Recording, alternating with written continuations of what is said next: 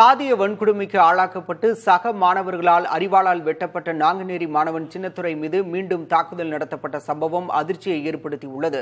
தாக்குதல் நடத்தியவர்களை பிடிக்க 2 தனிப்படைகள் அமைக்கப்பட்டுள்ளன. நெல்லை மாவட்டம் நாங்குநேரியைச் சேர்ந்த சின்னத்துரை என்ற மாணவன் 2 ஆண்டுகளுக்கு முன்பு சக மாணவர்களால் சாதி ரீதியான மோதலுக்கு உள்ளாகி சக மாணவர்களால் அரிவாளால் வெட்டப்பட்டார். இதில் பலத்த காயமடைந்த அவர் மருத்துவமனையில் சிகிச்சை பெற்று குணமடைந்தார்.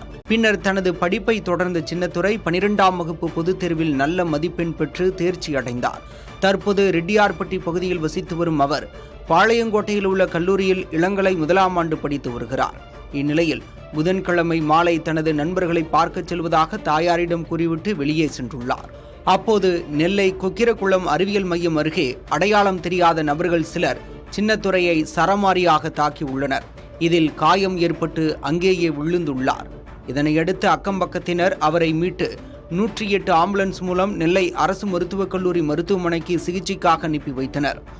இந்த சம்பவம் தொடர்பாக மாநகர காவல் துணை ஆணையர் வினோத் சந்தானம் தலைமையிலான போலீசார் தீவிர விசாரணையை மேற்கொண்டனர்.